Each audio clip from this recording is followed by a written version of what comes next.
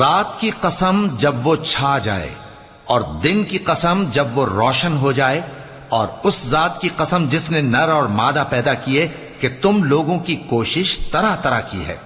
سو جس نے اللہ کے رستے میں مال دیا اور پرہیزگاری کی اور بہترین بات یعنی کلمہ توحید کو سچ جانا،